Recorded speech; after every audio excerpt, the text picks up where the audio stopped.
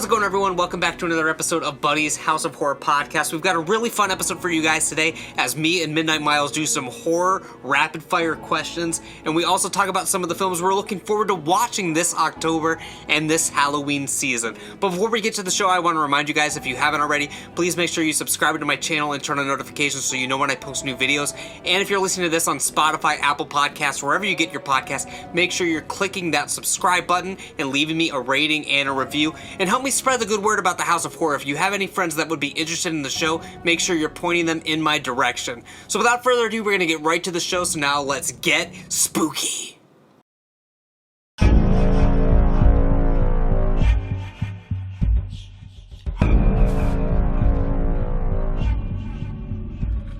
Alright everyone, welcome back to the House of Horror, or rather, should I say, Midnight Manor. It's the first episode of the House of Horror to be recorded at Midnight Manor. How's it feel? It was the Midnight Mansion. But if it's the manor, it can be the manor, it can be the mansion. I mean, Mocha's nodding his head in approval of either one. Either one works for him. You really set the tone for the evening, right? He's got the candles going, I do. Spooky atmosphere. I love it. My place looks like probably anyone could imagine it looking like that listens to this podcast for the last few years.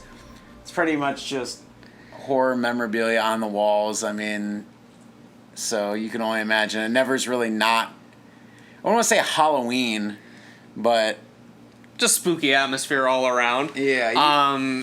And going along with that, I mean, we're in the heat of the autumn season. There's many autumnal delights that are going on, and with that, before we hit record here, we were just talking about some films we were looking forward to seeing leading up to this year's Halloween.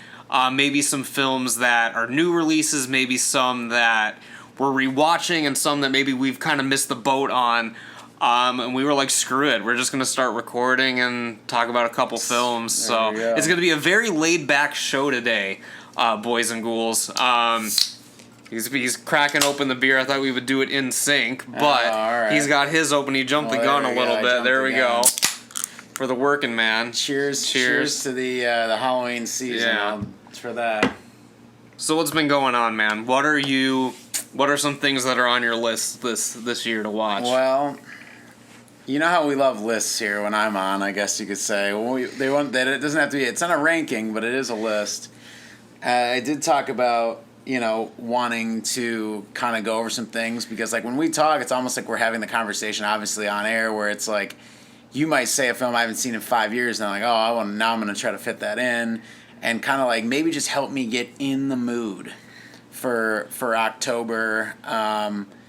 It's kind of hard for us because we watch horror all year round. I mean, I don't watch as much as at home as I used to. I work pretty long days or pretty busy days during the week, so weekends I try to watch some stuff with Midnight Marissa, stuff like that. So thankfully there's a lot. She's seen quite a bit, but there's a lot that she hasn't seen, so it's really nice for me to kind of like brush up on some of the franchises and stuff. So some of the stuff I want to watch this October will be stuff that we've already kind of started, or stuff that we have our own list together that we kind of like stuff we want to watch. So I'm thinking like, really honestly, like I guess early 2000s is kind of like where there's a lot of stuff that I like want to rewatch, or stuff that I want her to see.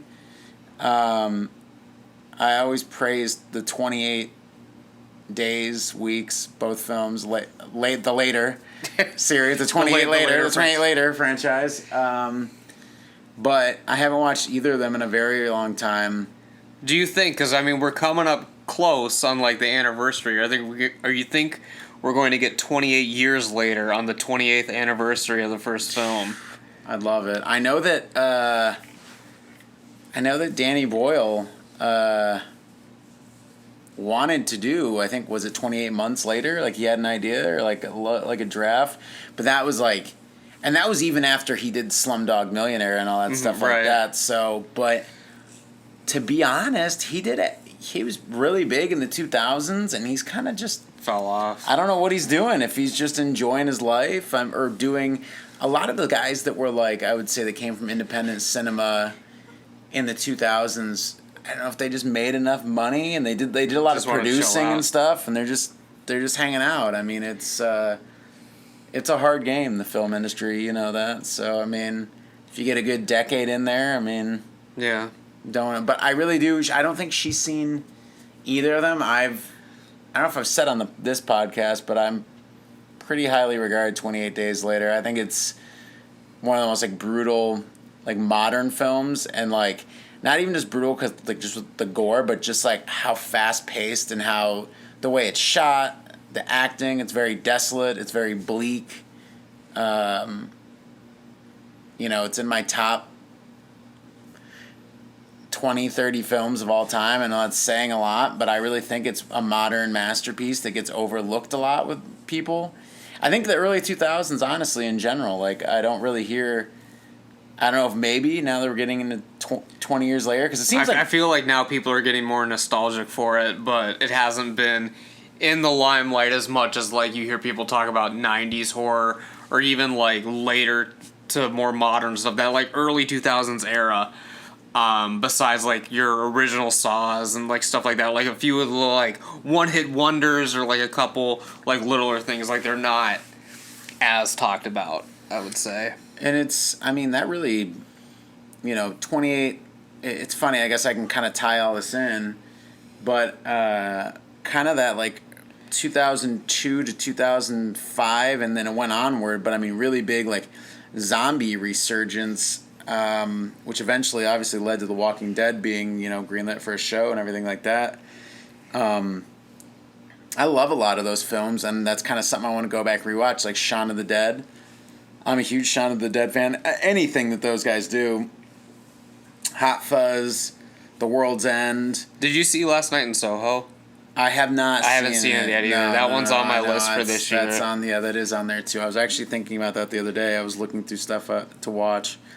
I really like their show Spaced. On a side note, did you ever watch that? They have a Resident Evil episode where they're just sitting there playing Resident Evil all day. Really? Yeah, and that's kind of like that was the obvious inspiration for Shaun of the Dead, getting them to do it. You know, but Spaced is a really good show. If anyone, any listeners too, I watched it back on Netflix discs, so it was.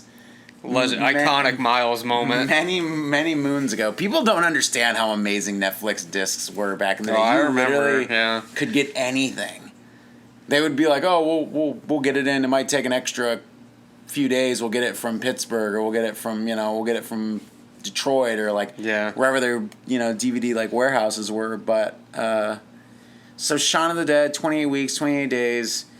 I might even, because I have it and I haven't watched it, I might as well just throw it in there too, but probably go back and hit Land of the Dead. It's been a while. Fun keeping that era. Me and Midnight Marissa started the Saw series because she had never seen any of them. That's insane. One friend loves them. And she thought she wouldn't be up her alley, but she really liked the first one. We watched 1 and 2.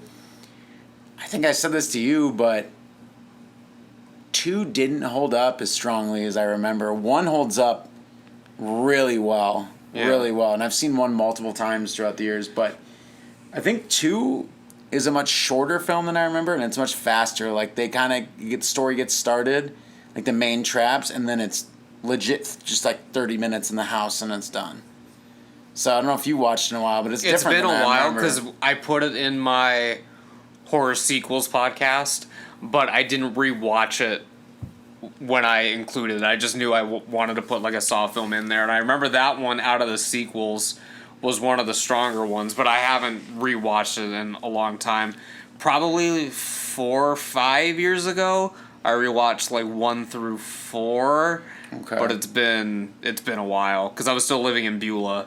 Oh wow! So it's been a few years at least. I'm curious to see how I feel about 3, because when I saw 3 back in the day, and I've seen it since, but many years again later. 3, I wanted to like 3 more than I did, but I just didn't. I didn't like it as much, and I have a weird feeling that I'm gonna like 3 more than 2 now. Yeah. But I really like 4 and 6 a lot. Saw 4 and 6. I've pretty much said, I think on at least one of these podcasts, how fucking bad Saw 5 is. Oh, it's the worst. It's the absolute worst. It's literally an episode of, like Law and Order with like a hint of Saw on the end of it, which is like if that's your gig, that's fine, but it comes off as like a bad TV show with no twists. The traps really weren't good. Like I can't even barely remember. I remember the ending, and I remember like what was this? They call him Hoffman. Is that his name, right? I think so. Yeah. Him like lighting the police station on fire, and it's like a bad slow-mo scene as he's walking away, and just like little. It's weird. It came out at a weird time, but I'm hoping to watch maybe a few of the Saw sequels, but I have a couple of other things. But how about you? You take some turn talking. What are you going to be watching? What do you think you want to get into? So as far as like, since we touched a little bit on more like modern stuff, I mentioned Last Night in Soho. The other one that's really big on my list that I haven't seen yet, from the last couple years, is Nightmare Alley. So I need to see that that's too. one that's on. Yeah, I need to see that too. Because it's on HBO Max right now. But like every time I'm like, oh, I feel like watching something, I'm like, oh, like I'll finally watch fucking Nightmare Alley. I pull it up and I forget it's like 3 hours, and then I'm like, oh, not tonight. Go ahead. Okay. Well, I was gonna say for like modern stuff, those were the main ones in the last couple years. But as you were saying, both of those were ones that I feel like came out in theaters, and then they were just, unfortunately, theaters weren't fully back in the swing, you know, compared to like this year, 2022. Well, I swear to God, Nightmare Alley came out like the same weekend as like a Marvel movie or something. It came out the same weekend as Spider-Man. Or the weekend before or something. It was something before or crazy. after. It was within a week of Spider-Man coming out, and the problem is too, the big Omicron like boom, and Christmas time. Yeah. So, legit, like Marissa got sick, got COVID, and I thankfully didn't get it again, but by the time we had a chance to go to the theaters, they had just taken it out, or it was like. Or got to one showing a day, and it was like 6:15 or something. I'm like, I can't. Like, I couldn't ever make it, and I was really bummed that I missed both of those in theaters. To be honest. What about anything a little bit older, slightly older? So there's no film in particular that I'm gonna mention, but I'm just gonna say there's a lot of Italian horror that's been on my list to either watch for the first time or rewatch because it's been several years.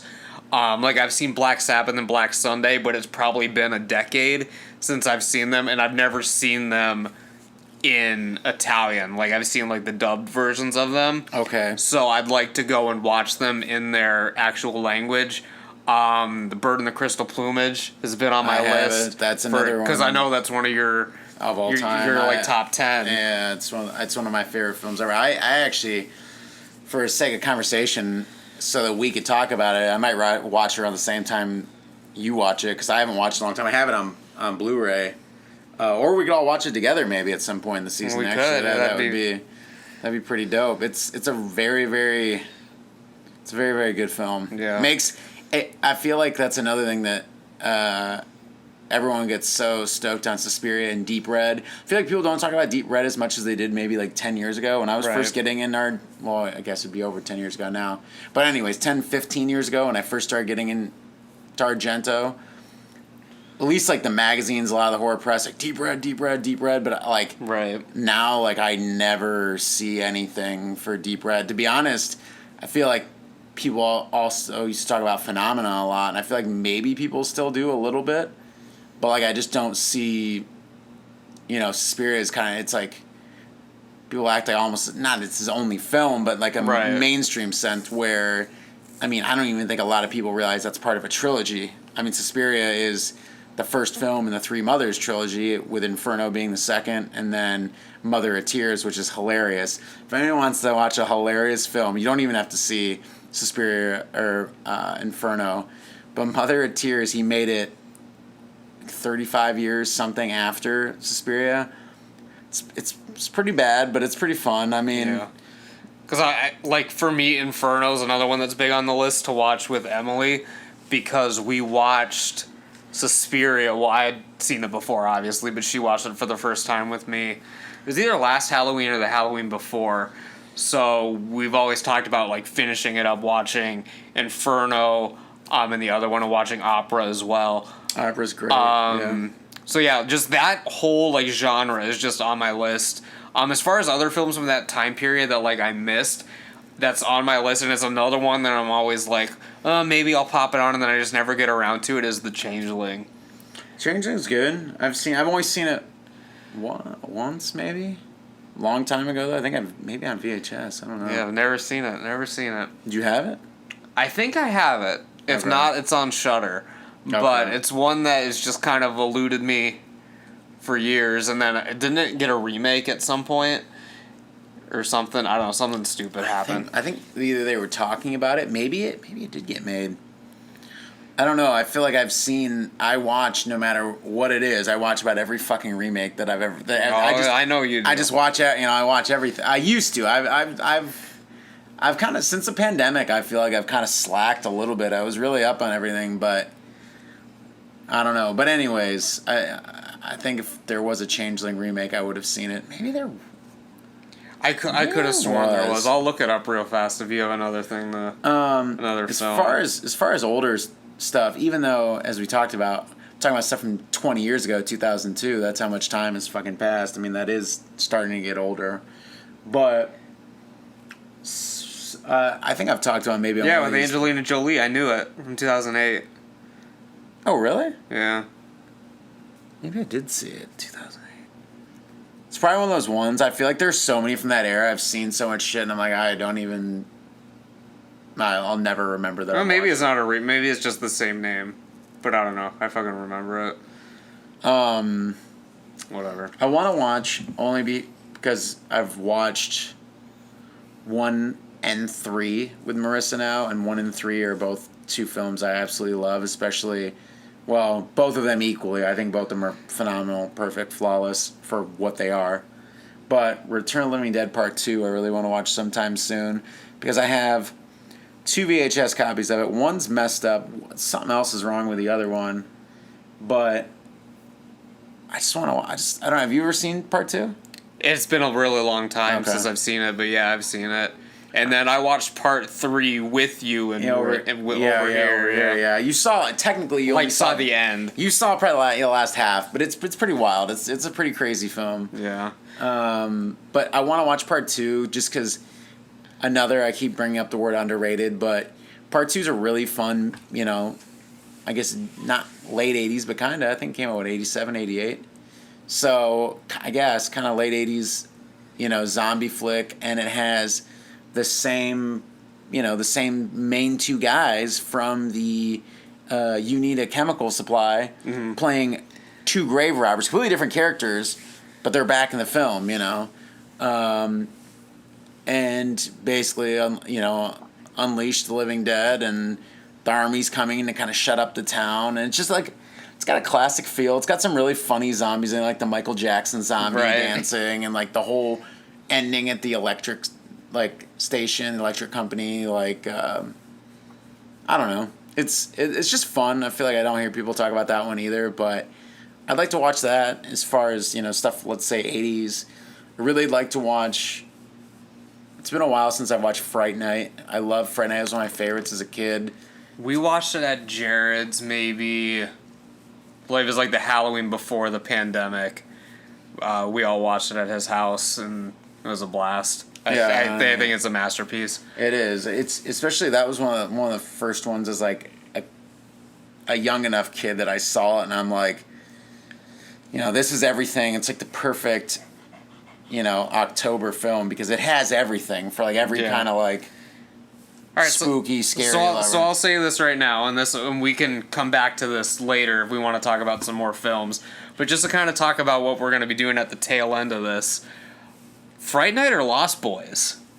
Fright Night. I see. I'm also in the Fright Night thing, but I feel like we're in the minority on that. Lost Boys is a weird film where I saw it when I was like I wasn't old by any means. I think I saw it for the first time when I was like maybe 17, maybe 18. I think that I saw parts of it like on TV a couple times where I'd catch it when they got to like the lair or like something like that, or towards the end, or I'd catch them in the comic book shop talking about, I'd catch them in different parts, but I never was able to sit down and like watch the whole thing. And I watched it and I loved it, and I especially like obviously the aesthetic and just captures everything amazing about that time period. It's probably especially what I imagine in California. I always, when I was younger, watching like stuff from the 80s, I'm like, is this what the producers, is this what the film industry thinks things actually look like? Or like, you know what I mean? They would like dramatize things or almost like over stereotype things, but I felt like them being on the pier and just the comic book shops and the stuff, and it just, I don't know, it just felt very authentic. I could be wrong, but... Well, no, and I mean, it's very reflective of the time period in which it was made, and I'm going to geek out for a second, but, like, horror is always, like, so reflective of the time period, not just, like, with the aesthetics and everything, but, like, the underlying messages that you might not even think about. Right. Like, in the 80s, right?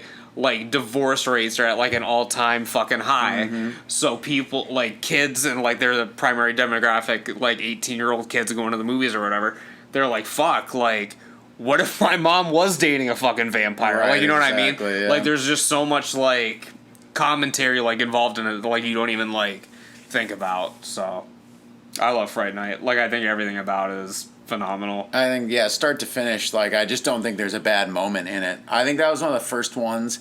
I feel like, I know I just touched on it, but I feel like Fright Night's one of the first films where I was like, oh, I really love horror. Like, one of the, like, I watched it and I'm like, everything about this is just so fucking cool. Like, every scene. Yeah. And I was just like, oh, like, just like, you know, I've touched on with Carpenter films or Romero and stuff like that, but, like, as an individual, certain individual films, Fright Night was one of the ones I was like, wow, you know. Yeah. So I know that, on a side note, one that, especially you and then Dynamite Jared, myself too, but you guys are more hyped than I am even, but obviously Halloween Ends, I mean, that's got to be... I was going to bring it up, so... Yeah. Halloween Ends, at the time you guys are listening to this, it probably comes out in like a week or two. But I'm also excited to rewatch Halloween Kills. Because I want to... Because now I'm going to be watching it for the first time, knowing what it is. Like, when I was watching it in the theater, like, obviously if you guys have listened to our several podcasts that we've done about it since then... at least for my perspective, I was a little bit disappointed in it, but that's because I didn't know what it was going to be. Now that I kind of know what it is, and now that there's a director's cut out, I'm excited to see it again through that, like, different lens, I guess. Did you buy it? I've got it on 4K. Do they call it director's or is it extended cut? I think it's the extended cut or something like that. So excited to rewatch that. Excited to see Halloween Ends in theaters, obviously, which should be cool. Can I be on? Well, I guess the story that I also really want to rewatch Halloween Kills because we did that podcast and you motherfuckers, I came back from Puerto Rico and from a wedding and I had to watch Halloween Kills with Midnight Marissa the first time I'd seen her in days, and then leave and come to a podcast, and it was like a Monday night, I was literally like a fucking corpse, and we did that shit. I mean, it was a good time, but I barely had time to reflect. Like, surprisingly, I still remember the whole film. I mean, for what it is, pretty well, but I'd like to actually, like... He's really got to take it in. Relax and enjoy it, you know? I mean... Because I was, like, timing down, you know, I was like, oh, I gotta get, you know, this and this, and it was not the way I want to watch, like, a film I really want to see. Emily still hasn't seen it yet. Oh, okay. Because the night that I went to see it, like, we had 2 tickets, but, like, something came up and, like, she couldn't go. Oh, yeah, you called me, remember? Because Spaz was here, you're like... I was like, Cat, come to the theater. I was like, dude, I can't, like, we have to, go to bed, and Spaz is here, and, like... Yeah, I remember that now. So, excited to watch it with her, and then we should probably see Halloween Ends together if we can. I'd be down. I don't think I have to go to anything fucking crazy. I don't even know what. We'll see it at the theater by your house. We don't have to go to the IMAX halfway across the city. Yeah, thank God. All right. I mean, this one's close to you, too. Yeah, it's pretty close. If they have an RPX, I mean, it'll be fine. They probably will. It's going to be the biggest release that weekend. Yeah. No, I'm excited to see. To be honest, the trailer didn't do a lot for me compared to, like, I thought the Halloween Kills trailer blew my really fucking good. socks off. Like, I was like, holy fuck, this is the best trailer I've seen in a long time. But that's probably why Ends is going to be phenomenal, because the trailer didn't do shit for me, to be honest. Yeah. But they already have my money. Like, that's the thing. Like, it doesn't it doesn't like matter. you know. Everyone's going to see it regardless. Like, it doesn't. But they're hyping it up. Carpenter's hyped it up himself, saying it's pretty different. Yeah. It's different than what you expect, so we'll see. I really want to see the new VHS, too. VHS 1999. Yeah, I'm excited about that. Yeah, that's probably another big one. That's probably like... Is that going to be straight to streaming, or are they doing that in theaters? I believe it's straight to Shudder. It'd be amazing if that was in theaters, like even limited release. Maybe the Art Institute will pick it up. I don't know, because they've done a couple of the ones that have gone on Shudder lately, so maybe they're kind of testing the waters. I think they have someone that's like booking films there that's like a little more horror friendly. Knows what's going on. Well, more like horror friendly, but like the thing is, like, I like that the Art Institute Theater. For people that don't know, the Cleveland Institute of Art has a really amazing theater that shows films from all over the world. The prints they get and stuff, and even the re-releases. I mean, you have to have someone on top of really everything that's going on in the world of cinema. I mean, far beyond my scope and imagination. I mean, they're getting stuff from literally 100 years ago. Right. They're getting stuff from Italy from 75, and, like, you know, I mean, really incredible. I mean, but thankfully they have someone that does, especially the past couple of years, tapped into horror a little bit more, which is nice. I mean, I was able to go the Howling last Halloween season, see that in theaters, and I think I talked on one of the other podcasts that we did recently, like, how much every time I watch The Howling, I think that film gets better. It's one of those ones that, like, it surprised me how many every time I rewatch it. I just rewatched it with Midnight Marissa in the summer, and she really loved it. She didn't think she was going to be a werewolf. She doesn't watch a lot of werewolf stuff. We watched American Werewolf in London maybe last October. And then we watched this summer, and loved both of them. So, I mean, if the film's good, it's good. Doesn't matter. Yeah. It doesn't matter the monster, the creature, the genre, you know? Well, yeah, I think VHS 99, though, is probably... I probably want to see that as much as Halloween Ends. I know that's blasphemous to say, too. I don't think that's blasphemous to say. I love that series. And 94 was great. Yeah, it was good. The ending was, like, the wraparound story ending was a little, like... felt rushed, or like they didn't know what they were doing with it, maybe, but maybe we'll see some continuation of that in VHS 99. I don't know. We might. I'm gonna look something up real fast, because there's like a weird connection to that wraparound, that she did something else, the director on that. Okay. That was like a weird connection, but I can't remember what it was. Did you have anything else? What other new releases are coming out? Because you're much more on top of it than I feel like I used to be. Than myself. I feel like I used to be. I mean, there's a couple that just came out. You know, Peacock recently. Well, I mean, it's been out for a little bit, but, like, I still need to see it. The one with Kevin Bacon, They, Them. They/Them. Did you watch that yet? No, I haven't seen it. Okay. I heard about it. Yeah, it's out. I wasn't listening to anything you were saying. No. It's been out for a little while now on that. I want to see. Still haven't watched, and I talked about another podcast with a new one that a couple of people at Bloody Disgusting really like that. In like No Exit, the 20th Century snuck right into Hulu, kind of like the Hulu deal they have or whatever. Oh yeah. But that's supposed to actually. I've heard multiple people really like that. I want to watch that really bad. The Invitations one that snuck out right at the end of, or is it Invitation or Initiation? The Invitation. It's like in November or something. No, it's coming out at the end of... Is it? Yeah, it came out the end of August. Oh, okay. But I gotta see that. Insane.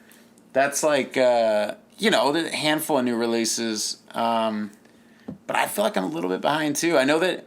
Like, I follow IFC and IFC Midnight on Instagram, and they're always getting, like, the foreign hits and, like, shit like that. I'm hoping maybe they'll have some of their stuff in theaters, because I was able to see Watcher in theaters at Valley View earlier in the year that I really loved that with What's Her Face from It Follows. Mm-hmm. And I'd like to see more of the stuff that they're like buying or producing in theaters because I just think they have a good eye for like good like genre cinema, you know. Yeah. But yeah, they them the Invitation, you know, VHS 99 probably be out a little after that. I mean, you know, Halloween Ends isn't out yet. I'm trying to think what really. I mean, Salem's Lot was supposed to come out remake, and Salem's Lot's one of my favorite like novels ever, especially like, probably top 5 for horror.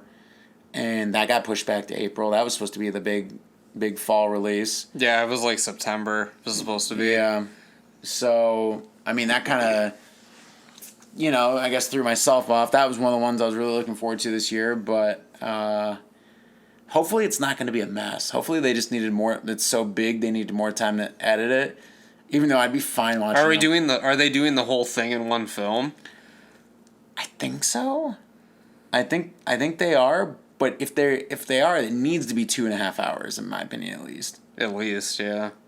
If it's under 2 hours, I've lost a lot of. Well, the biggest thing with Tobe Hooper's version, which I fucking love, and I love Tobe Hooper, but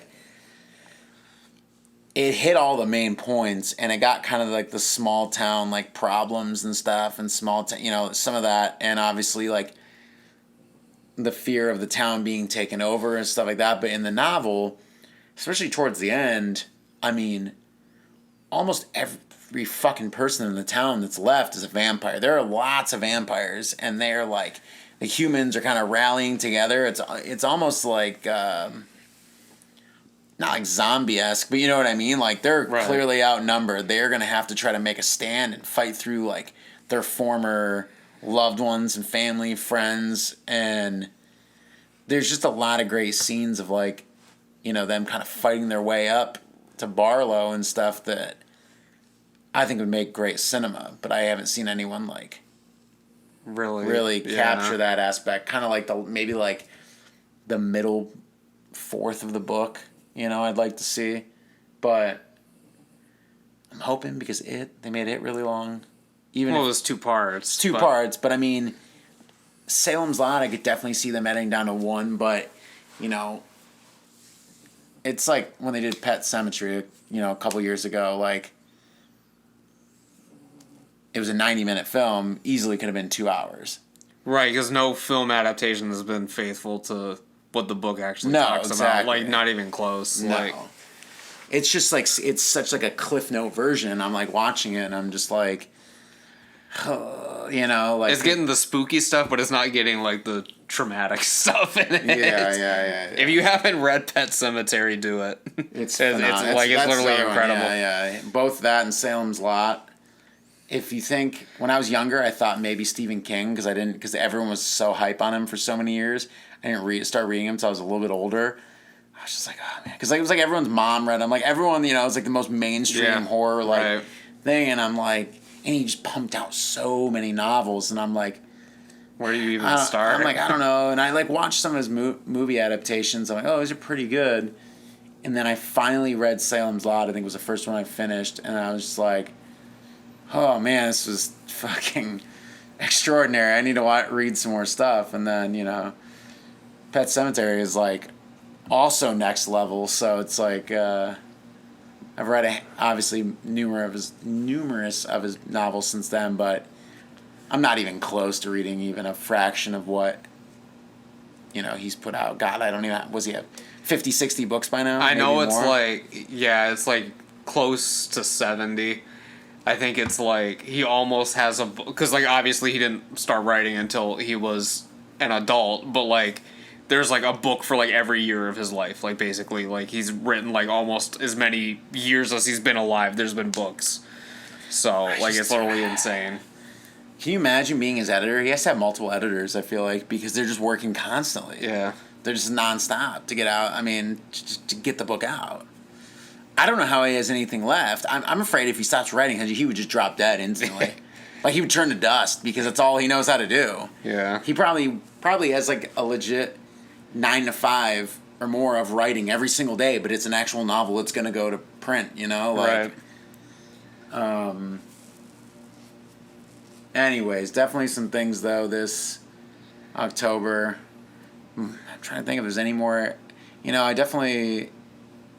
glad you brought up Italian films, you know, because I was actually thinking about putting an Argento film, like, on a just a random one like that. Maybe something... VHS 99 will kind of tickle this, but maybe something found footage I've never seen or something found footage I haven't seen in a while. We should watch The Last Broadcast. Which one is it? The Last Broadcast. It's like the first found footage film. It was like the year before Blair Witch, but like I've never seen it. Oh, I've read about that before. I forgot that existed. Yeah. That one's been on my list for a while, but I don't know if it's like out of print. Like I haven't really tried to like track it down or anything, but it's not as well known as some of the others, obviously. But it was the first. You know, it's a really good one that I feel like people don't talk about either is that one where it's like the insect parasites getting everyone's mind, The Bay. I haven't seen it, no. Do you know what I'm talking about, though? Vaguely. That one was pretty good for what it was. I really liked that. That's kind of like one of those, like, I don't know, come out 2010, 2011, like... I feel like the early 2010s though really had a ton of horror, like especially independent too. Like I feel like independent horror is definitely taking a big drop. I feel like mainstream horror, like people like Jordan Peele now and stuff like this, they're like big, you know, like genre directors that were before I feel like there was maybe 20 or 30 like genre directors who were all like kind of big in the underground and selling like, you know, the end of like Blockbuster, Family Video, like renting a lot. I mean, people were buying and they were renting a lot, but they just kept making films, but they didn't like blow into the mainstream, you know? Yeah. I mean, look at this year, for example, Ty West. Ty West, you know, been doing horror for 15, 16, 17 years. Actually longer if you do some of his like early shit like The Rooster or whatever. I mean, like, okay, like around 20 years. And he just had, you know, his most mainstream, movie, you know, and then he has Pearl coming out too. I do really want to see that. But there was a bunch of crop of guys that came up around the same time as him. I mean, I'd say probably if it wasn't for, I could be wrong, but Tarantino and stuff like that. I mean, would Eli Roth have busted into the mainstream the way he did? You know, I mean, Cabin Fever's great. Another one from that era. I haven't seen that in a long time. I haven't seen that in forever. Cabin Fever's great. I'm in the minority for people that like this series, but I don't think Hostel 1, is very good. I saw that in theaters when I was young. I haven't seen any of those movies. Oh, really? I've never had any desire to. I mean, like... Hostel 2 is everything that Hostel 1... should have been, but they had to set it up, you know what I mean? Kind of set up stuff like that. But the first, I saw Hostel 1, I think when I was in high school maybe, or maybe right after, I think it was high school. And the first like 45 minutes are like a bad bachelor party. All right. Or like a friends thing. It's just like I think they're in Amsterdam, if I remember right. They're just going, it's just like basically like, it's almost like a expose of like, hey, this is what Amsterdam looks like at night, but like a fucking Hollywood version of it, you know? And then it finally gets to where things pop off, but I was like, I guess that was fine. Then I saw 2, and 2 didn't have that much hype, didn't have a lot of like, and I'm like, wow, 2 is amazing. And then 3 went straight to video, and 3 was kind of just like, average straight to video medium budget film. It's fine. I mean, it's an interesting take. It's completely different than the first 2. I mean, like where they are and what they're doing, you know. But I don't know if you ever get the itch. 2's fun. 2's a good film. But 1's not good. Overrated. Yeah. I don't understand the love for it. I don't know. Still hear people. I think it's because it kind of like came out around the same time as Saw, a little bit after, so then that was in the whole like torture porn, you know, right? Which I never thought was a fucking genre of anything. I mean, like, what are there, like 10 films that like 10 films total, yeah. Maybe then, and Eli Roth made 2 of them, 3 of them, like I don't even consider Saw, like, people say Saw is torture porn. I'm like, no, it's not. Not the like, first one, no. And even, the thing is, Saw had a legitimate, like, story and, like, continuation and stuff like that. It wasn't just, it was extreme violence, but it wasn't extreme violence without, I guess, some sort of attempted substance to it. Like, Hostel, pretty much what you think that is what it is, you know? I mean, a very loose story. But anyways. Well, what else we got to start the spooky season? You want to do some rapid fire questions? So you can kind of explain what we're going to be doing here. We kind of already did one with the Lost Boys and Fright Night kind of thing, but so Buddy and me decided to do the podcast today, and I had the idea. I came up with the idea. I was out earlier, and I was like, "What if we just did some?" I was skating. Tell them what you were doing. I was skateboarding. Yeah, I was skating, but I was thinking about it while I was doing it, and I was like, "What if we just did some rapid fire questions, and we had to decide? You know, like it's like can be like a this or that, or it can be top 3 this or." All right, I'll start off the first one. We'll do it. What's the one film that everyone thinks that you've seen that you haven't seen? That I haven't seen. Or that your listeners would think you've absolutely seen, but you've never watched? Well, up until a few years ago, it was RoboCop, but I checked that off my list. But on the horror side, what is a horror film that I've missed? Last House on the Left. Still never seen it. Oh, you did bring that up. Yeah, that was on my. Should watch that. That was on my list like last year. Never seen it. I saw a couple people watch that recently, like on social media, and they're like, "Wow, it's a lot better than I remembered." I was like, "See, I loved it. I love Last House on the Left." That was like the. Pretty sure I've probably talked about this podcast. I'm not gonna go into too much of a detail, but that was the one that the Ashtabula video stores had. That was like one of the more extreme films. Right. When I was young, so I was able to. That was kind of like one of my gateway films into seeing other stuff. You know, I rented it multiple times. And my mom, God bless her soul, she's still alive, but still, God bless her, had no idea what it was about. Thank God, because if she would have known that she was.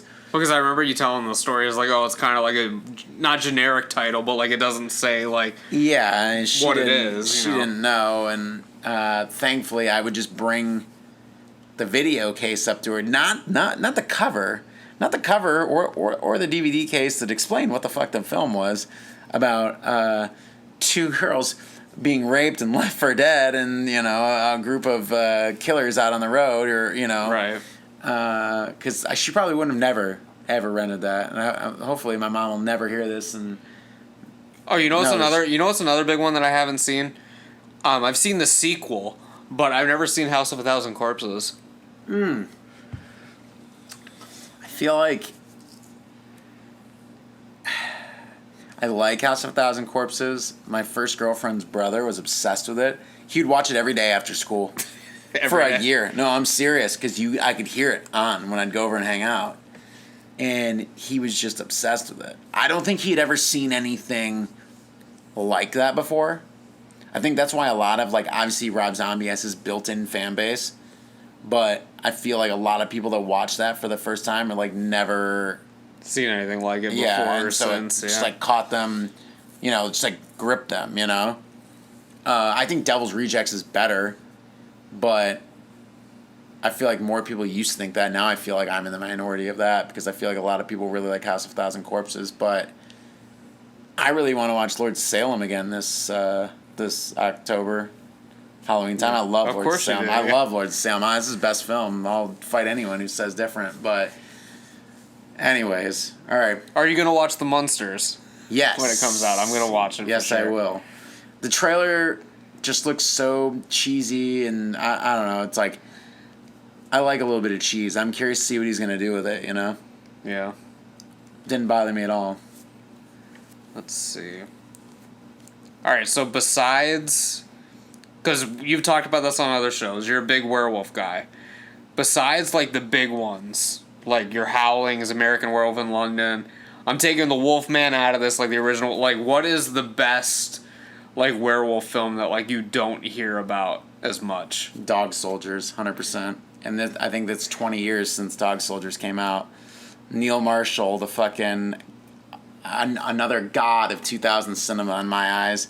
He went from doing Dog Soldiers, doing The Descent, just like two back-to-back hitters. I'm just like, he just did something, right? He just did Hellboy. They got, but the studio butchered that.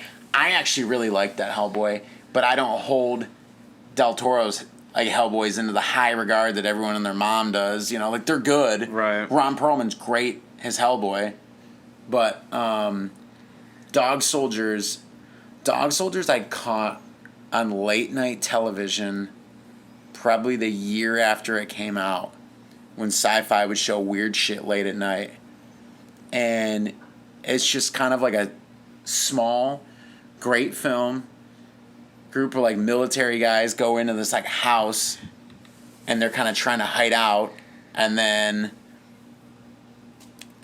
there might be some werewolves in the woods surrounding them, you know? And it's one of those films almost like, I would say it's akin to Night of the Living Dead, but for werewolves. Got it. And lots of werewolves in it. So I really think for me, once you get outside the big ones, Dog Soldiers is a masterpiece. I'm going to fuck the title up. I think I have it on video somewhere. I do. Because it's like a long title, but it's like Late Phases. Did you ever see that? I haven't seen it, no. It's like a newer werewolf. When I say newer, I think it's 8 or 9 years old now. You know, it's at least 7 or 8 years old. But that was really good recently. But Dog Soldiers, though, is...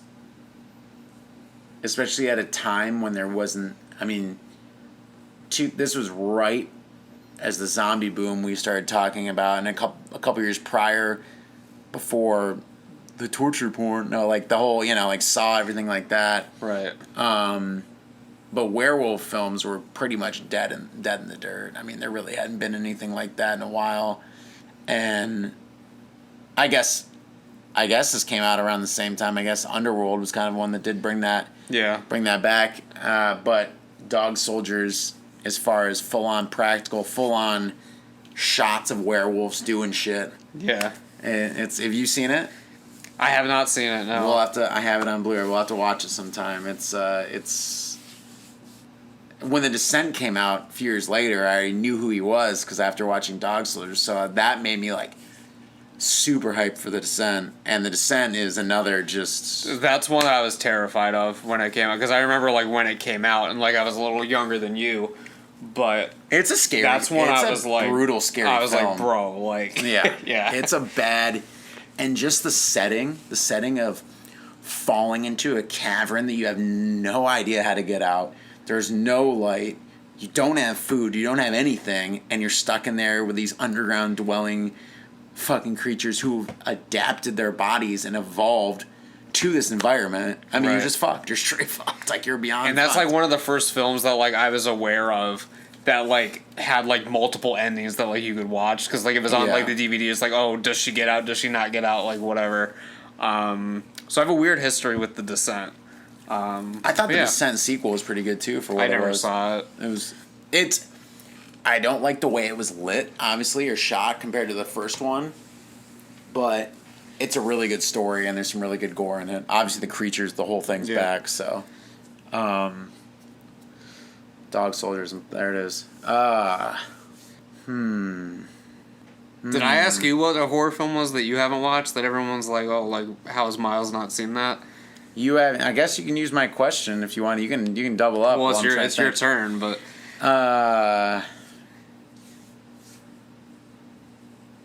I don't know what that would be off the top of my head. I mean, I'd have to think. You've seen them all. No, that's not true. But you know what I mean? Like when you out of like the big shit, like that's like for a second why I had to think of it. I was like, oh yeah, like House of Horses, yeah.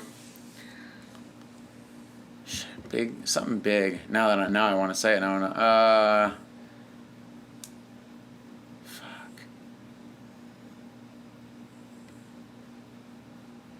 He's thinking. It's hard because I'm trying to go back. Like I'm literally like there's definitely some of the Universal sequels, like Monster, like that era sequels that I want to see. I wouldn't say those are like, they are big, but they're not like, Right, yeah. like there's definitely like, I've seen the core like original films and stuff like that and some of the sequels, but I definitely feel as like a horror fan that just like wanting to go back, kind of see the history of things. There's too many of the sequels I haven't seen, which makes me feel like I'm like, damn, I really should get in there and Well, if watch sometime as you many. need me to give you like bullet points on which ones to watch, let me know because I've seen them all. So I've done some research. I'll take you're the king of that, so I'll take that. But I've also done some research on some of them because it has been on my list. I'm like, oh, I should probably try to go back and watch as many as possible. I was telling you that, especially as like an effects guy, you gotta see where it started. I know. I mean, I've seen all the main ones, and I have seen some of the sequels. All right. Best Universal sequel, Monsters sequel. Oh, Son of Frankenstein. Like Okay. that's not even close. I have seen that actually. There's just an elevated quality to it because that came out the same year as Wizard of Oz. So at that time, everyone's just trying to up the ante of what they could do. And like they wanted to do it in color, they didn't do it in color. Like it didn't look right, which I think was the right move because it'd be weird to have that one in color and then you don't have the budget to do the rest of the Universal films like after that in color. But just the whole storyline of it is incredible. The other ones you need to see, besides Son of Frankenstein, is Bride of Frankenstein. Obviously, the other ones like they're not necessary viewing. I mean, like Dracula's Daughter's all right. And I don't know if you've seen the Mummy sequels at all, but like the original Mummy and like the Mummy sequels, like they're not correlated at all. Like it's a different Mummy, it's a different like storyline, everything like that. It's just kind of sequels in name only. So like as far as like mainline stuff that's like carrying on the story or whatever, Son of Frankenstein is definitely the way to go. House of Frankenstein is also an interesting one because I've seen that actually too. like Boris Karloff is in it, but not as the monster; it's as the doctor, Right. and that's like the last, like his last hurrah with Universal like Frankenstein series.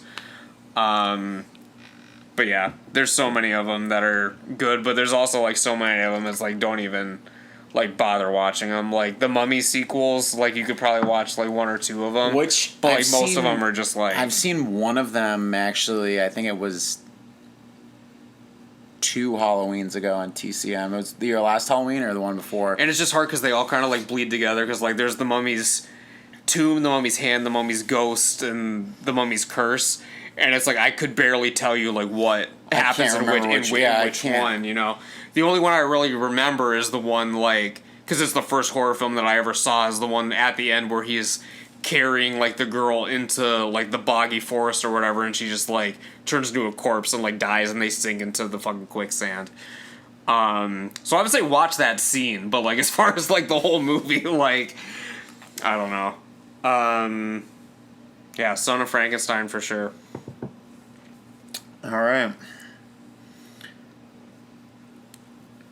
Well, you're up, I guess. If you're I'm gonna, up. Well, you still haven't thought about. I did know. I said the Universal sequel. I guess like. Oh, so you yeah, want- so it's like going off of it. You want, yeah, that's why I kind of went up. But unless you want me to think of something else, but that's off the top of my head. Like if I'm thinking about like in my fandom, I guess I'll use the word of like what I haven't seen that I guess I'd be like, I definitely need to go and just like. All right, so I'll ask you this one. So this is one, and if we record the podcast we're talking about after, I want to touch on this a little bit. So you may hear about this a little more in a future episode of the show. Here. Let's cheers a pumpkin ale because I did open pumpkin ale for the season. Cool. Cheers. Thank you. You're welcome. So a big critique in horror, especially like not so much anymore because it's kind of been like phased out, but it was like late 2000s, everything's getting remade. What do you think needs remade that hasn't been remade yet? Ooh, this is a very good question. Because I don't know if I have an answer for this, but what I'd like to see remade, I guess there's a theme on the pod. I didn't think there was, but really it's got my mind going. The thing is, though, I do hold this in very high regard, and as I just talked about earlier, and I don't know how it would come out, but I think a Return of the Living Dead remake would be interesting if you have the right people behind it. It's hard because that is such a time capsule. If there was a way, it doesn't need. That's the only problem. You use the word need. I'm just talking about the fact of like an interest. Like I'd be interested to see if it was like let's say Jordan Peele decided he wanted to, remake Return of the Living Dead, right, or something, or like a reimagining, or like well, like I would even take because like say like it wouldn't even have to be a remake like in name. It could just be like in that style because you don't see because all the zombie films you get today, like Walking Dead, like whatever, it's all the Romero style zombies. It's not the Return of the Living Dead zombies where it's all like through nerves and all that kind of stuff. So like it'd be interesting just to kind of see like a different kind of take on zombies in general. Well, that's what I mean. That's something I can think off the top of my head. I mean, one of my other favorite films. I mean, I think a Burning remake would be amazing. You got to get Jason Alexander back for a cameo. It'd be like 1,000%. I just think that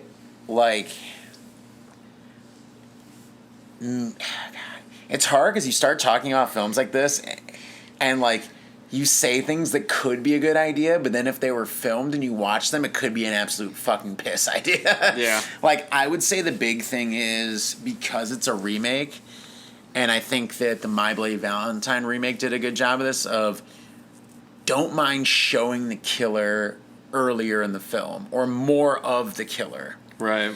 Because audiences are different. You're remaking a film. Enough people have seen the film. They know, you know what I mean? They know the story or know what the killer looks like. I think a crazy burn guy with a flamethrower chasing, people through some kind of crazy mountain cavern would be amazing. I honestly, especially with if you did, it was all practical, things like that. Maybe flesh out the backstory a hair.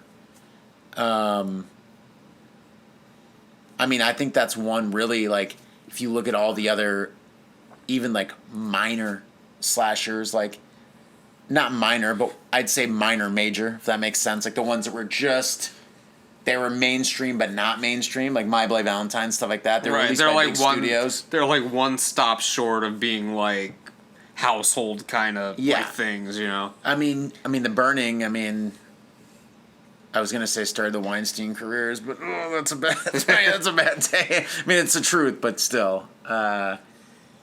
So, I think a Burning remake. I think a Burning remake would register really well because I think it's a terrifying thought, and it still could be just a good tale, Yeah. Burned guy that becomes a maniac trying to get revenge. So I'd say either The Burning or Return of the Living Dead, but Return of the Living Dead would have to be. You'd really have to have the right people behind it and the right ideas. That's one that could go super generic, super bad really quick, Yeah, I agree. On the flip side, I always want to ask you, you said you couldn't even think of something. Well, for me, it would have to be, you'd have to remake something that sucks. Mm-hmm. To me, because everyone's why are you remaking Friday the 13th? Why are you remaking Halloween? I think you should remake something that say you pick a famous director or whatever, their first movie is it wasn't what they wanted it to be. Say you sign them on to be the producer and they have the new kid directed, but it's the way they would have done it back then.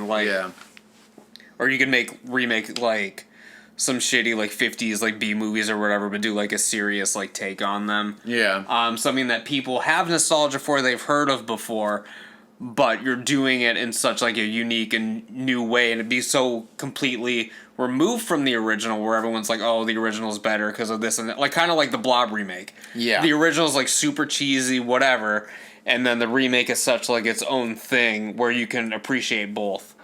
similar to like the remake of The Fly and shit like that. Yeah, exactly. You know? I mean, like that's the way you would have to do it. I think that those two had the benefit of, not that there's not amazing directors and things like that now. Obviously there are. I mean, there's amazing filmmakers, but you had these like really good genre filmmakers in the 80s, 70s, and 80s that were making, regardless if there was gore, this or that, like just really well done films. And, you know, obviously you say you're taking stuff from the 40s or 50s where there were tons of limitation, good stories sometimes, but technology or, you know, the budget or any of the thing just wasn't there yet. Yeah. So like now, because we've been in, you know, kind of like a golden age of cinema for the past 50 years, it's hard too, especially with the way that the audiences and stuff are nowadays, where everyone wants like a sped up version of faster, this get to the point version, but that doesn't always register well with like a good film or like something that's not just popcorn entertainment that it gets remade and you forget about it in 5 minutes, you know? Yeah.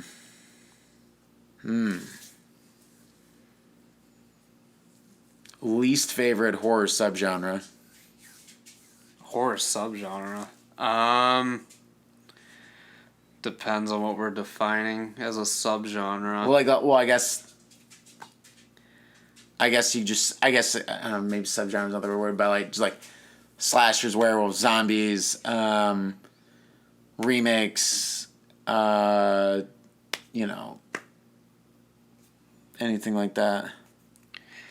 It's hard. Psychological thriller is not really it's its own thing, but they kind of cross over into horror, you know. I don't know. Like I haven't really watched too many like mummy movies. And it's not like as common of a thing, but like I haven't seen even like the Brendan Fraser ones and shit like that. Oh, okay. And I think it's cause like as a kid, like that's the shit that scared me the most. Oh, okay. So I've never gone back and rewatched them. Because as I said, that Mummy film was the first horror film I ever saw, and I was like, fuck mummies, I'm never fucking watching those again. I don't know, it's hard, because I don't know if I really have like a least favorite like sub-genre. It depends, because like I would maybe say like found footage, but there's some found footage things I think are a masterpiece. Yeah. But they're so like few and far between, I guess. Like there's some I've watched that are like so fucking like abysmal. Yeah, I don't know, that's a tough one. Do you have a least favorite subgenre? Cannibal films. I didn't even think of that. I'll say that too. Because it just like literally we've talked about this on other shows, but every single one I've watched is absolutely terrible. Like I didn't even consider that a subgenre because it just completely blocked it from my fucking mind. There's a couple that I like. I swear to God, the other day someone asked me to watch that I haven't seen, but the problem is, and I know like I used to be able to know this by like not by heart, but there was like the other main director besides Ruggiero. It's Ruggiero, that's how you say his name. Ruggiero Deodato, yeah. Who did, you know, Cannibal Holocaust, stuff like that. There was another director who was kind of like his, I wouldn't say rival, but his contemporary, that did a trilogy of cannibal films. And I've seen one of them, and it was actually good.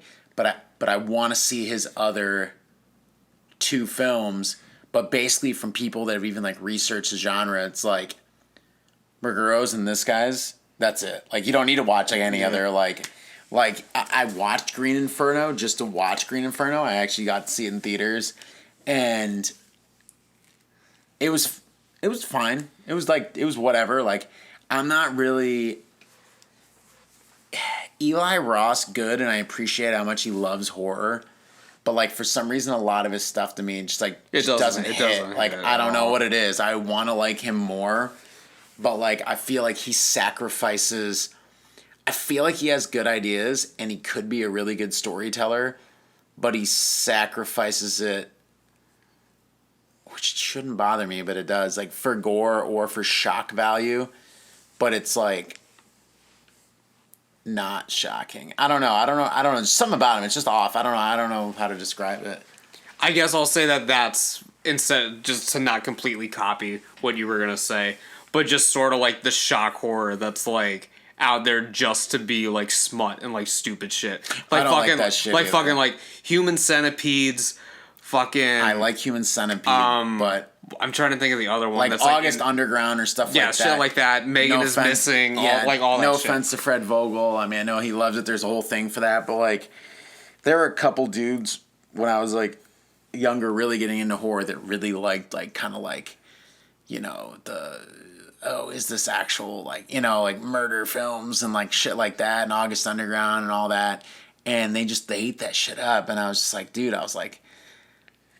And not even that it's shocking. It's just like it sucks. Yeah, like you watch it and not, it's bad. Too like to be honest, I like a little bit of creativity, a little bit of story. Like I'm not really like a torture for the sake of torture guy. And trying to hang out with some of those dudes, I kind of like really like reinforce the point that I'm just like, it's just ain't my cup of tea, you know, like it's just not me, you know. Like, yeah.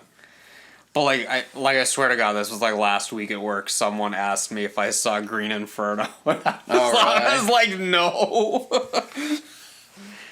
I mean, for a new generation of people that like haven't seen a lot or stuff like that. I mean, that could be their Cannibal Holocaust. I swear, you know? one of the worst movies I've ever seen in my entire life. It was me, Ricky, and a couple of his friends, and this one guy brought this film over he had on VHS. It's called Zombie Doom. It's like this cannibal movie, but it's really like part 3 in some like cannibal trilogy, but it was like renamed Zombie Doom. It was seriously like one of the worst things like ever. Like, well, I don't have to ask you. As you start bringing it up, I'm like, I should ask him what's the worst horror film he's ever seen. But Zombie Doom. Mine was Zombie Nation, and we're getting a little bit off topic. Shout out to Dylan Barker. Thanks for one of my best friends in college. We still talk about horror. He's a really good dude, but he's like, this is a really bad piece of shit. You should watch this, and gives it to me. Zombie Nation, man, fuck, it's one of the worst. I'll say this because I brought this up earlier and I was looking it up. So I was saying there was a weird connection that I remembered from one of the directors from VHS 94. And I watched the person who did the wraparound, like the one that was like really bad, they did another film that was on Shudder. I didn't realize it at the time or I wouldn't have watched it, but it's called Night's End. Just don't even watch it. Okay. As far as like modern stuff, I'd say that's one to like skip. But I watched it because it had like Michael Shannon in it, and I was like, oh, this is a Shudder exclusive. It has like a big name in it. Yeah. Literally the last like 10 minutes of the movie is just people with like CG like possessed faces just going like at the camera and shit, and I'm just like, oh my god, that sounds fucking horrible. Yeah. But so I'll say that's the worst thing I've seen in recent memory. I don't know what the worst thing I've seen in recent. I'd have to do a Letterboxd dive on that, horror wise. But all right, well I guess you gotta ask me something, man. You gotta fucking it's your turn. I'll loosen up my belt, bro. This beer is hitting me, man. Jesus Christ. I'm feeling old tonight, man. I'm like bent over, my back's hurting. You know what I'm saying? This is I'll be another year older in another little bit of time. Couple weeks, yeah. Fall baby, but. Much better. There we go. Real shit on the podcast, everyone. So besides Night of the Living Dead, and besides Psycho, because me and you are always big on the 70s are so underrated for horror. I do, yeah, I agree. And everyone talks about the 80s. But if you were to exclude those two major ones from the 60s, is there like another 60s one that like you're really into? See, the problem is there is some late 60s shit I like, but I'm afraid that it hits. Like, I'm actually going to have to letterbox this as we're on here because I want to give a couple answers, but I'm pretty sure it's like 1970 on all these. You know what I mean? So we're gonna hit the really professional here, but Buddy really hit me on the fly. I will say, God, the first film to actually have gore in it, but it's actually like a sci-fi film with the brains like Oh, like they're like floating. Oh, Fiends Without a Face. Is that it? Is that what it is? With the brains, with like the blood that squirts out, and like blow the brains. Is that's 60s, right? I think so. That was great. I mean, that's a great. I've only seen it. Because that's definitely Fiend Without a Face, but I think it might be from the 50s. Is it 59? Well, 1958. But yeah, it's a masterpiece. Yeah, see, I'd like to say, but I knew it was like 70 or 71. I'd like to say A Bay of Blood, Mario Bava, but it's 71. I mean, that's a huge... Did you ever see that?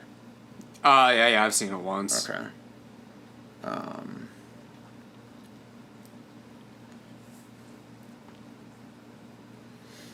I mean, I guess I could say stuff. I mean, Herschel Gordon Lewis. I mean, you got to think that's who I first thought of. Blood Feast is 63. I mean, I think that his early stuff, I mean, is good. I'm not gonna say it's quite good. You can't put it up there with Psycho or Night of the Living Dead. But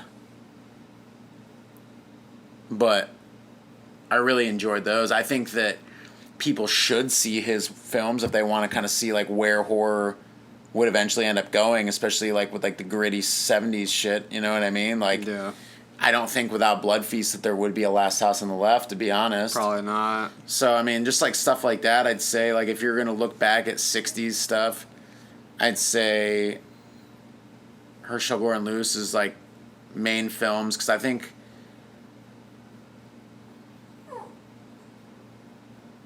no, it's Blood. Why do they have Blood Diner? They don't have the right shit on this. Hold on a sec.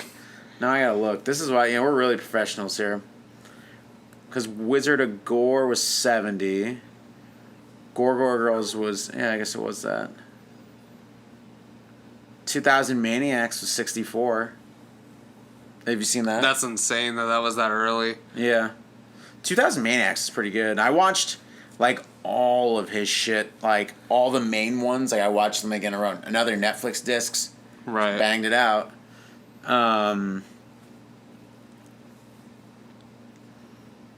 Moonshine Mountain. No, I mean it's hard because that's when I was genuinely curious on what you were gonna say, because literally like 60s, it's always Night of the Living Dead, Psycho. Some people will say The Haunting. Yeah. Here's another question: does Rosemary's Baby suck? I think it sucks. I really like it, but to me, that's one that I barely consider a horror. Like I almost consider that like a drama, to be honest. Yeah. What year was, speaking of him, Repulsion's kind of a horror film. That was like 65, I was going to say. I love Repulsion. You ever see that? No. You should watch. If you're ever going to watch any of his other films, I would say because the only ones I've seen I thought sucked. I saw Rosemary's Baby and I've seen Chinatown, and I was like, all right, I've seen enough.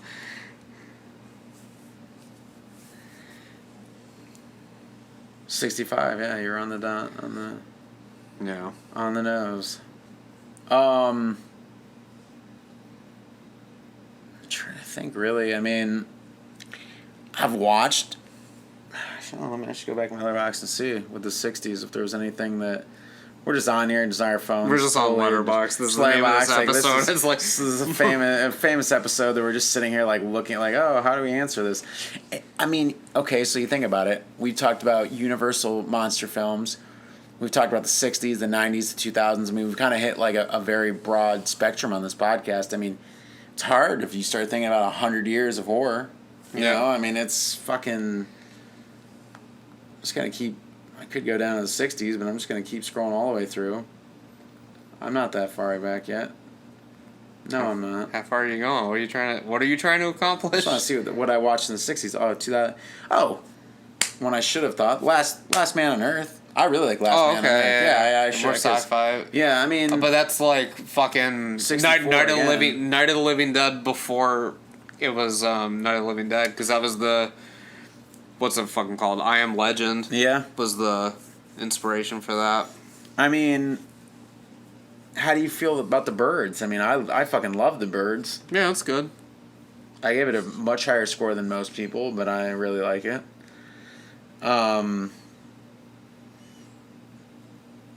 Carnival of Souls. I'd say one of my favorites of all time. Probably should up my score on that. I've only watched it once. I don't know, but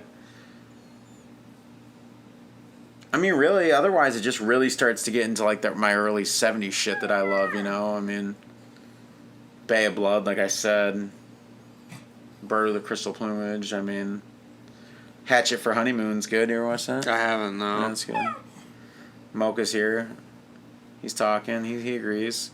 Obviously, Last House on the Left. Torso. Did you ever see Torso? Never seen Torso. Okay. All right.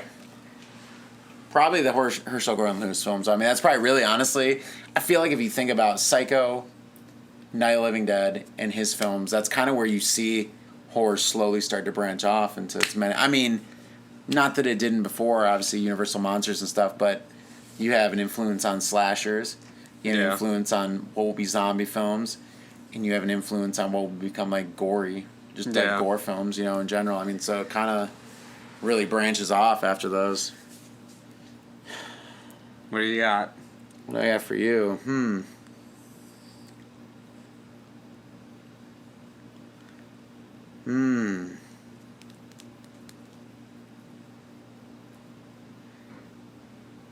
He's pondering. I feel like it's a generic question, but I always like hot, even though it's like we might do some hot take stuff, another thing, but worst John Carpenter film to you?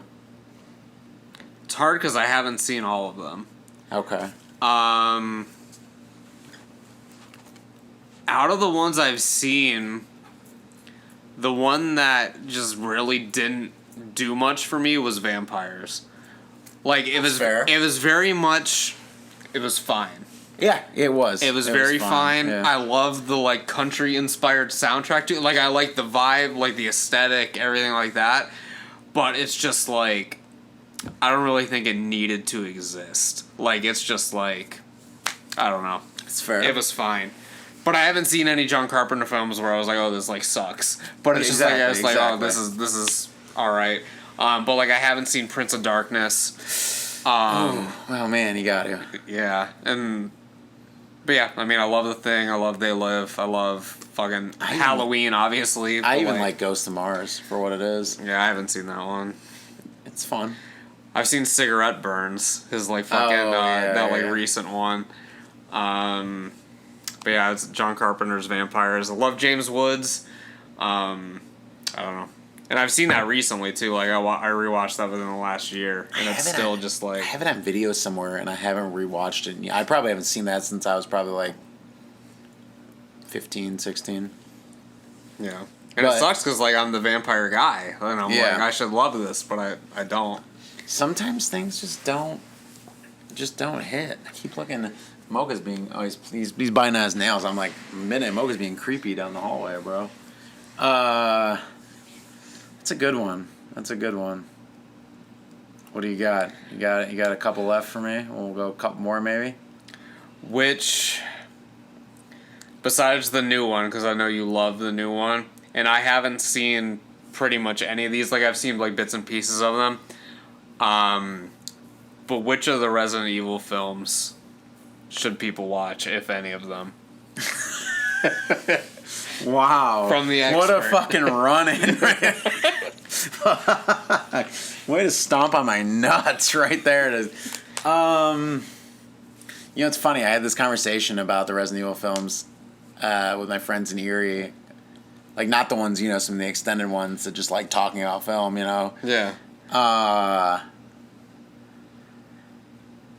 I really do like the new one. I kind of hope they make a sequel to it. I don't know if they will, because it kind of like broke even. Might have done all right in Japan, so that might be kind of like the saving grace, you know? But I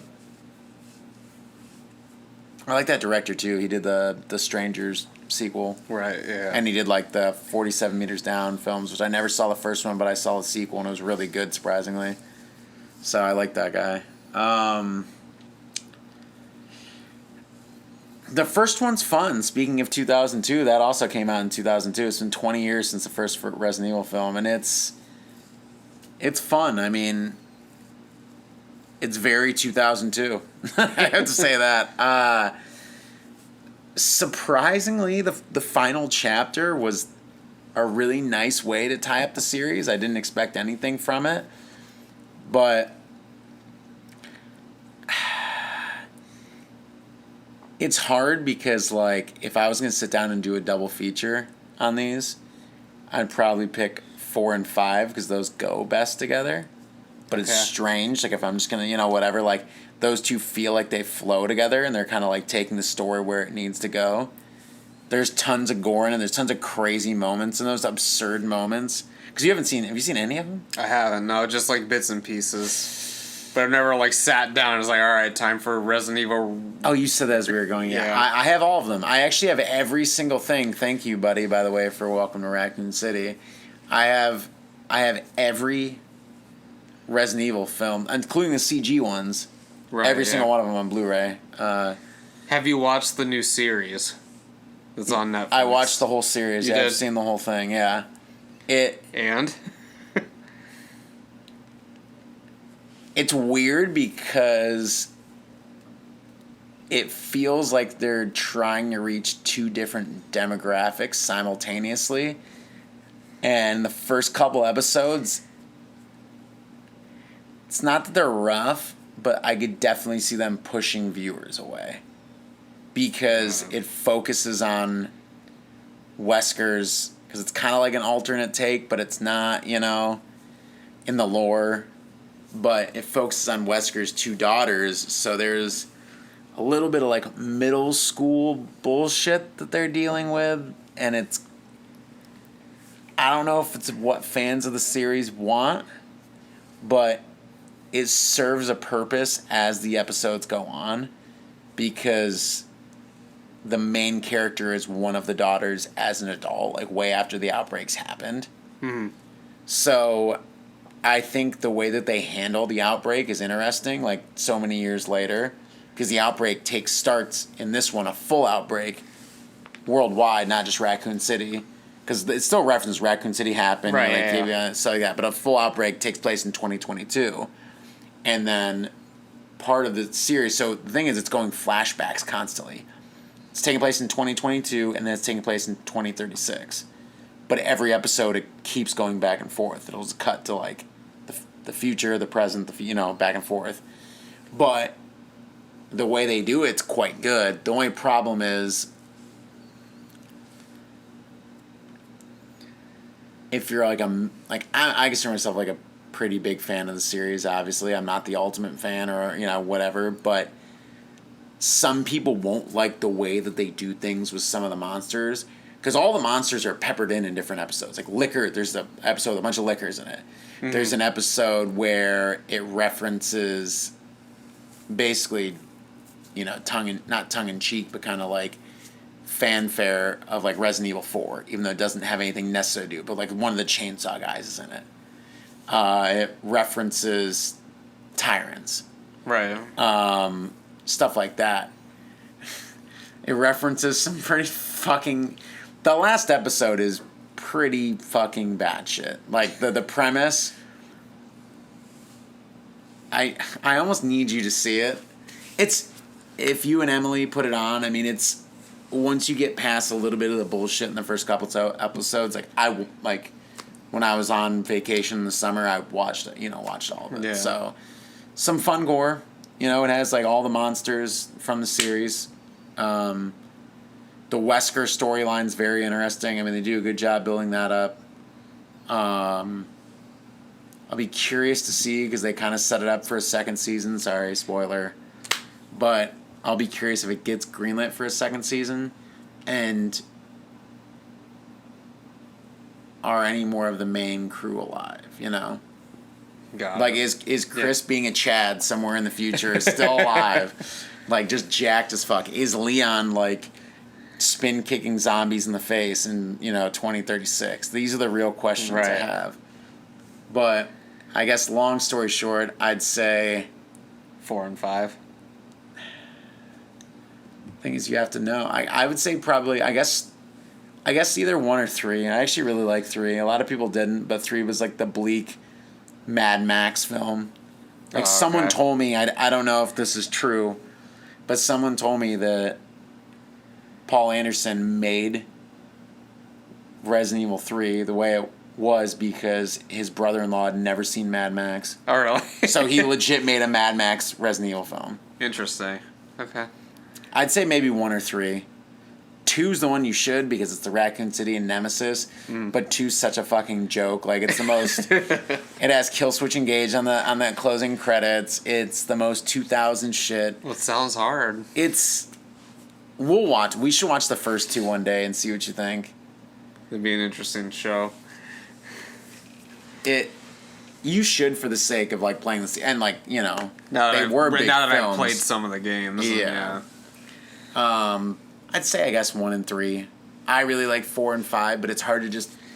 Jump in at number 4, yeah. It's so... Yeah, you'd be like, yeah, if me seeing everything, if I want to put on a double feature that flowed well together, and, like, maybe, like, someone who kind of knew it, like, maybe you would be okay with it. Mm-hmm. Like, I'd put that as a double feature. So that's a loaded question. That's a hard question for me. Yeah. What do you think? 1 more each? Yeah, let's do it. Man, but now you're really putting the pressure on me to get a good one.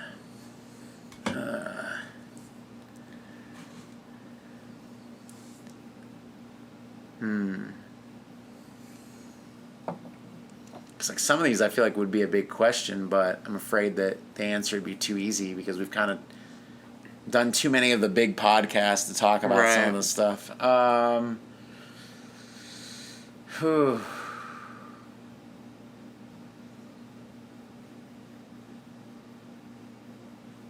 Yeah, some of these with you, I just like you're too I know enough what you like. It's like too dialed in. Like if it was, I can throw you a curveball if you want. No, like I can say like, hey, this, but also.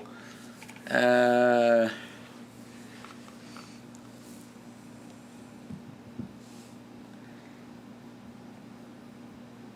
God, man, you're killing me. If you have the first one, go ahead, because I really want to try to think of a doozy on the end, but I don't know. I don't know. I got a lighthearted one for you. I was gonna save it to the end, but I can do it now if you can't think of anything. Let me think about this. While he's thinking about this, if you guys haven't already, subscribe to the channel and turn on notifications so you know when we put out new episodes of the show. If you're listening on Spotify, Apple Podcasts, Google Podcasts, wherever you're listening, subscribe over there as well. Leave a rating, review, share the show with your friends. Yeah. Be cool. Tweet to us if you guys have anything you want us to talk about on the show. Let us know. And it's fun to do these ones that are more laid back and just kind of come up with it on the fly. So, all right. You got anything? All right. I got it. Okay. I feel like I know this answer, but all right. You can only pick one of these 2 directors' films to watch, like, forever. Like, one of these directors, you're never allowed to watch one of his films again. I'm not allowed to watch them, or it doesn't exist. See, that's how I was difficult to word this. If you had to pick, say the world was ending, the whole fucking world was ending. Okay. This ultimate being said, I'll save the world, but you have to either never watch a John Carpenter film again, or they didn't exist at all, or George Romero's films didn't exist at all. And then think of the impact of what they would have on the horror community.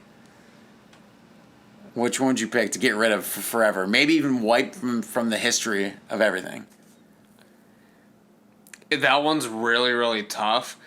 Because without Halloween, slashers still would have happened. Without Night of the Living Dead, I don't know what would have happened if we didn't have Night of the Living Dead. Because without Halloween, like, you had Alice, Sweet Alice, you had Peeping Tom, you had Black Christmas, you had all this shit. And the Italian films that were already kind of influencing. But also without Halloween, you're not getting Friday the 13th. You're not getting, and because of that, you're not getting Nightmare on Elm Street. Correct. And because of that, all the 80s films that took shape, although not as important as those. I don't know. But you have to think about some of the other horror directors. Like Tobe Hooper would still exist. So what if he became bigger, and what would his influence overall be? Right.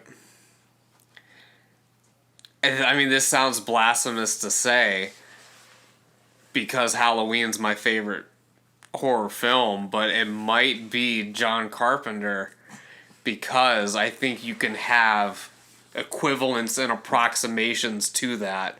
With Romero, I don't know if we get to where we need to be.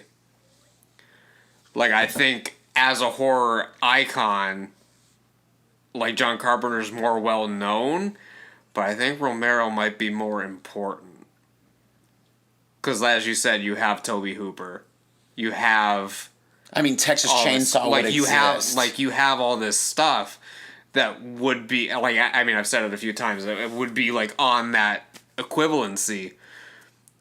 But...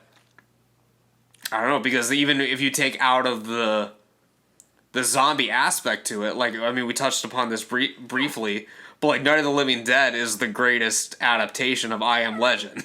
Like, you know what I mean? Like, yeah. It's difficult to say, and although I like John Carpenter's stuff more, like, as a whole, like, I'd probably have to go with Romero for the sake of what it's doing, you know? So that would be my pick. It was a difficult choice. I don't like it. I don't love these options. I was like, I gotta pick something like insane. Such a difficult question. I really thought you would have picked Carpenter though, but that's why I kind of when I said like horror as a whole. You know what I mean? Yeah, because if it was just oh, you can never watch a Romero film again, I was like, obviously I'm going to pick Carpenter. But you have to think of the impact that would come after it. So still for myself, and I like Romero and Carpenter pretty much equal because Carpenter's overall consistent output in all the different genres that he goes to within horror is like more significant and influenced me more. Mm-hmm. Not more, but equally. But because like so let's take Halloween and Night of the Living Dead out of it because that's all I focused on. Say you're talking Dawn of the Dead. Well, Dawn of the Dead's my favorite film that's ever, you know? Like that's even still doing the Halloween equivalent. Like, you know what I mean? Like, in terms of gore. And, I mean, everyone will say, oh, The Thing is, like, one of the best, like, horror special effects things of all time. But, again, you have other stuff around that time. Although The Thing is probably the best from that era, you have stuff that can fill that void. Yeah. I guess. Like, Dawn of the Dead, like, in that time period, you have nothing there that was on that spectrum. Yeah. Because every decade, I mean, at least those first three, when Romero was putting out those Dead films, like, they were, like, one of a kind. Yeah. Yeah. So. Night of the Living Dead is, I mean, both Dawn of the Dead and Night of the Living Dead are in my top 10 of all time. And I think both of them are absolutely perfect for what they are. I mean, I think Halloween is 2 and Halloween 2. Everyone knows I have a running theme. But I like Night of the Living Dead and Dawn of the Dead more. I mean, I just think that, like, from start to finish, there's no... Romero's films don't, even if they're long, they don't waste a lot of time. There's not a lot of wasted scenes or moments. Like, everything is, like... Carpenter is, too, but he does have some stuff that can be hit or miss. But, like, Romero stuff, like, gets to the point, builds the cast, builds the story, but, like, he's just so good about it. I don't know what it is. I mean, I don't know if it's because he did commercials for years beforehand and, like, learned how to get everything he needed to get in a certain amount of time. Mm-hmm. Also, he did, Mr. Rogers and stuff like that. Right, yeah. So I was like, starting fine. off, yeah. But, I don't know. Anyways, I could talk about those two, the icons, forever. But, well, as I gave you the heavy hitter, you're trying my lighthearted question. Okay, so we've talked about horror films this whole time, basically. Horror video games a little bit, touching on, like, Resident Evil. To send people off on, like, a happy note, I guess. So out of, like, let's in terms of like nostalgia, right? Do you have like a favorite like Halloween like TV special? Or like it could be like a Halloween episode of a sitcom, or like your fucking like favorite cartoon, or Great Pumpkin, or like whatever. Like what's your favorite like Halloween themed like TV special? Damn, man, this is... I was just trying to think of something different because we were That talking is- about like movies the whole time. No, I know. That's a really, really good question. I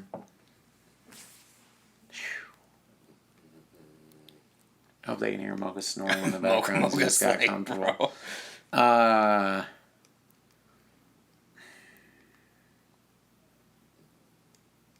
It's a tough one because you're like, fuck, I haven't thought about this in forever. I feel like when we were younger, that was like... When they knew seasons were coming out at certain times, that was like a very... And they could like plan to have the episode out around Halloween. I feel like that was like a very big thing where like... Now with streaming and all that stuff, I don't see...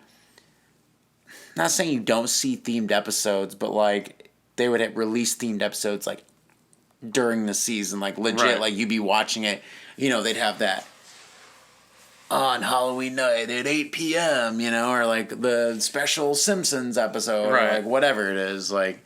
Oh, do you have a favorite Treehouse of Horror? How about that? Dude, You don't have one? no. Bro. I With Willie as fucking Freddy Krueger? Iconic. man, I don't know. There's got to be a Boy Meets World episode somewhere that There's ripped. season 1 where Okay. fucking... I think it's season 1 or 2 because like fucking Corey is so fucking young. And it's like a puberty thing or whatever, but like he's like turning into a werewolf or whatever. Oh, It's like the first or second season. Yeah. Okay, I remember that episode. Oh, yeah. I really liked Boy Meets World growing up. I mean, I was a big fan Oh, it was a of that. masterpiece. Man, I don't know. I feel like when I was young, like, it's weird because we, you know, obviously we're talking about horror and fandom and stuff like that, but like, I feel like I did watch TV shows, but I've always gravitated towards film, you know what I mean? Like, I didn't watch a lot of the big, like, 90s shows that everyone was watching. Like, I watched old reruns of shit like I Love Lucy, or like, Legend. like, you know, The Wonder Years, or, you know, I watched the Munsters, like, the reruns and stuff back in the day, because, like, I watched, or, like, the Beverly Hills Hillbillies, or whatever that was, you know, like, I watched, like, older stuff when I was young. I didn't watch Right. much shit that was, like, coming out. Yeah. I would say, like, you know, Boy Meets World, and maybe, like, my dad liked Family Matters, like, stuff like that. They always had Halloween episodes, I think. Family Matters did. I feel like they did, yeah. I mean, no, like Roseanne did and Home Improvement did. And fucking, I don't know. Like, some of that stuff, obviously, when it came out, I, like, saw it, but, like, I Nothing, didn't like, watch left it an impact, religiously, yeah. or, like, I mean, stuff that was, like, early horror stuff, like, Are You Afraid of the Dark, really left, like, some episodes left an impact. Mm-hmm. One of the only times, and I think I've said it on here, one of the only times I actually felt like I actually got scared watching something as a kid was there was an episode where, like, these kids got into, like, a taxi, like, middle of the night or whatever. It was, like, the end of the episode. Mm-hmm. And they're driving, like, they're speeding up, and, like, the guy, like, kind of, like, turns his head real quick. They ask something about the speed, and, like, he was just so creepy looking. The way it was lit from the camera. Like, I don't even remember exactly, but I just remember being, like... And then the guy was basically just like, I'm going to cause you a car wreck and I'm going to kill us all. Essentially, I think is what he said. Something, you know. And then they, like, wake up out of this, like, dream world or something. Because it was, like, a whole thing. And... But that freaked me out. That was, like, a random thing. Not Halloween, but that's just, like... Yeah. I still remember being freaked out at that age. I don't know. I think it's because, like, that was one of the first times that I saw children that were about to maybe die. And I was a kid, you know what I mean? So, like, I think that, I think it also felt, like, very, like, plausible that could happen. Yeah. I mean, more so than a werewolf jumping through my window and Right. ripping me in half or something, you know what I mean? Like, Yeah. it was more plausible some fucking maniac was like a taxi driver and just wanted to kill us all or something. Yeah. I don't know. But I don't. I'm sorry, fans. But I just told you I watched all the old shit, man. I watched Addams Family too, stuff like that. I was like a TV Land before it was TV Land kind of guy, and Nick at Night shit, you know. Cool. Well, that's pretty much it for this episode, you guys. This was fun. We'll have to do another one where we're just asking random questions and shit. I feel like we say this a lot, but I don't know. Past few years, we get into some of these episodes, I'm like, man, it's one of the better ones we've ever done. And, you know, just like, you know, keeps going. I mean, we talked about everything on this episode, I really feel like, you know. We kind of hit the full spectrum of horror, so really good way to get going into the Halloween season. Yeah, and I mean, if you guys have any questions for us, like you want us to discuss on the show, like, reach out to us. We'll talk about them. Just random opinions we have about stuff or whatever. So, if this was about 10, 15 years ago, man, I would have been a real encyclopedia. Oh, yeah. Before I lost too many fucking brain cells. Man, I used to be a fucking dictionary, but life has caught up with me a little bit. Yeah. But I always think that we do these podcasts. I'm like, man, we done this 10, 15 years ago. We could have really had a fucking thing, you know? Yeah, we would have. Yeah. On a depressing note to go out. It started 10 years too late. Started 10 years too late. That's all right. Well, thank you for having me on again. I really did have a good time. Super enjoyable podcast. I hope that everyone out there enjoyed listening to it as much as I enjoyed doing it. Yeah, and with that, I'll catch you guys back in the outro.